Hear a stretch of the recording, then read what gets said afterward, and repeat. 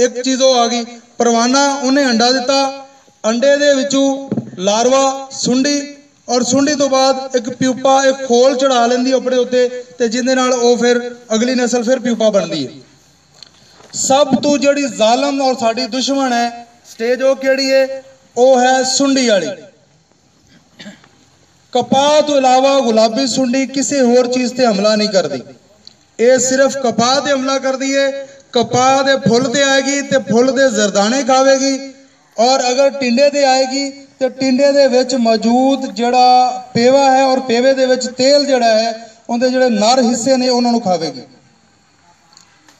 6 माह तो लैके 2 साल तक बगैर कुछ खाधे पीते ये टेंडियां दे विच पेवियां दे विच पई रहिंदी है, जिंदा रह सकती है, इहनूं कुछ नहीं होंदा।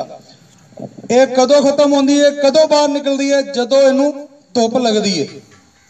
ये समझती है कि मेरे बाहर निकलने का मौसम आ गया, मैं बाहर जावां, नरमा लग गया होगा, लोगों ने ला लिया होगा, तो मेरी खुराक का बंदोबस्त हो गया है। 1 अप्रैल तक कपाह की काश्त ते मुकम्मल पाबंदी है। कपाह उन्होंने मिलनी नहीं, वो बाहर आएगी। सुंडी जो बाहर आ गई, इन्हें प्यूपा बनना है, प्यूपे तो परवाना बनना है, तो यह 5-10 दिन 15 दिन के खत्म हो जाएगी। कपाह उदों तक साड़ी मौजूद नहीं होएगी, तो इसकी नस्ल असीं मुका सकने हैं। ये छुपी कित्थे पई है, साडे ये छड़ियां दे ढेरां दे विच। देखो यह ढेर जिस तरह लग्या पिया, तुसीं खुद देखो, इस नूं हर पासों हवा या धुप लग सकती है, सिर्फ उत्ते उत्ते लगेगी, उत्ते सुंडी नहीं मिलेगी। जिमें जिमें तुसीं थल्लों इहनूं चुकदे जाओगे, इन्हें थल्लों सुंडी निकलती जाएगी। ए तुहाडे ही इलाके दे विचों, तुहाडी ही इस जगह तो मैं सुंडियां लैके आया वां, आ डब्बी दे विच मौजूद ने, तुसीं देख सकते हो। ये मैं इत्थे जाके जिहड़ा पिछे ढेर पिया है उन्हां विचों लैके आया।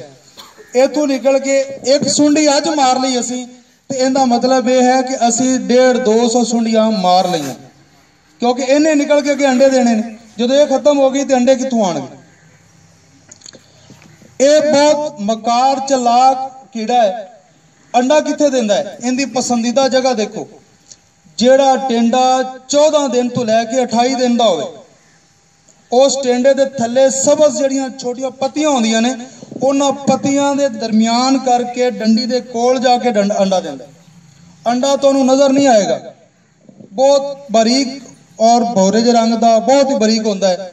उन्होंने अगर हदसे नाल देखा जाए, शीशा जिन्होंने कहने असीं, उहदे नाल देखा जाए तो नज़र आता है। इहदे विचों निकली अद्धे घंटे तो लैके 2 घंटे तक ये बाहर रहिंदी। या निकलेगा, इन्हें पहला काम की करना है, वो टेंडे दे विच बोर करना शुरू कर देना। जिन्नी देर उन्हें वो सुराख करना है, उन्नी देर इन्हें बाहर रहना है। हुण अगर साडा स्प्रे उस टाइम हो गया जिस टाइम वो अंडे चों निकल के सुंडी टेंडे विच दाखिल हो रही है, तो असीं सुंडी नूं मार सकने हैं। या साडा पौधा मुकम्मल जहरीला है, जिवें ही उन्हें बोर करने की कोशिश की और उत्थे ही वो खत्म हो गई, तो साडी गुलाबी सुंडी नूं असीं काबू कर सकने हैं। अगर वो टेंडे दे विच चली गई तो फिर जिवें असीं कहने आ ना, असीं तां लीटर डोल दिता उत्ते, तो फिर भी नहीं मरी, उन्हें कोई नहीं मरना। उन्होंने मारन वास्ते काम यह है कि हर वक्त साडा पौधा जहरीला रहे, उहदे वास्ते साडा स्प्रे प्रोग्राम होंदा है। तुसीं दफ्तर आओ, तुहानूं सारा स्प्रे प्रोग्राम हुण दस्सिया जाएगा कि किस तरीके नाल 15 जुलाई तो लैके बाइफेंथ्रीन का स्प्रे है, साइपरमेथ्रीन का स्प्रे है, पोल्ट्रीन सी है स्प्रे, वो बहुत अच्छा स्प्रे है, उहदे नाल फुलगुड्डी भी अच्छी आती। वैसे तुसीं मिला लो साइपर ते दूसरियां ते वो रिजल्ट नहीं आएगा। तो इस तरह असीं इहनूं लैके जाइए, एक अद्धा ट्राईएज़ोफास का स्प्रे कर लीए। साडे एक ट्रेंड चलता है कि बस ट्राई नाल ही मरेगी गुलाबी सुंडी। ये गलत गल है। ट्राई का 1-2 स्प्रे असीं कर सकते हैं, लेकिन बार बार करांगे तो ना सिर्फ गुलाबी सुंडी तो मरेगी या नहीं मरेगी, सफेद मक्खी का इन्ना हमला हो जाएगा, नरमे के उत्ते खुश्की इन्नी आ जाएगी कि वह काबू करनी मुश्किल हो जाएगी। जिहड़ी फुल्लां दे विच गुलाबी सुंडी आती है, वह क्यों आती है कि जदों बाहर निकलती है देखती है उन्होंने टेंडा नहीं मिलिया उस नोयत का 14 तो 28 दिन वाला, तो वह फिर अपनी नस्ल नूं अगे वधाउण वास्ते एक दफा टेंडा उत्थे दे देंदी, उत्थे अंडा दे देंदी है, उत्थों सुंडी निकलती है, वह फुल दे नाल थल्ले डिगदी है, जमीन जाती है, फिर दोबारा आती है। उदों तक साडे उस टेंडे की उम्र भी 14 तो 28 दिन की हो जाती है। ਇਹ ਕਿਉਂ 14 ਤੋਂ 28 ਦਿਨ ਦਾ ਟੈਂਡਾ ਚੁਣਦੀ ਹੈ? ਅਗਰ ਛੋਟਾ ਟੈਂਡਾ ਹੋਏਗਾ ਉਹਦੇ ਵਿੱਚ ਜੂਸ ਜ਼ਿਆਦਾ ਹੋਏਗਾ, ਬੱਚਾ ਜਿਵੇਂ ਹੀ ਇਹਦੇ ਵਿੱਚ ਜਾਏਗਾ ਉਹ ਡੁੱਬ ਕੇ ਮਰ ਜਾਏਗਾ। ਜਿਹੜਾ 28 ਦਿਨ ਤੋਂ ਵੱਡਾ ਟੈਂਡਾ ਹੋ ਜਾਏਗਾ ਉਹ ਸਖਤ ਹੋ ਜਾਏਗਾ।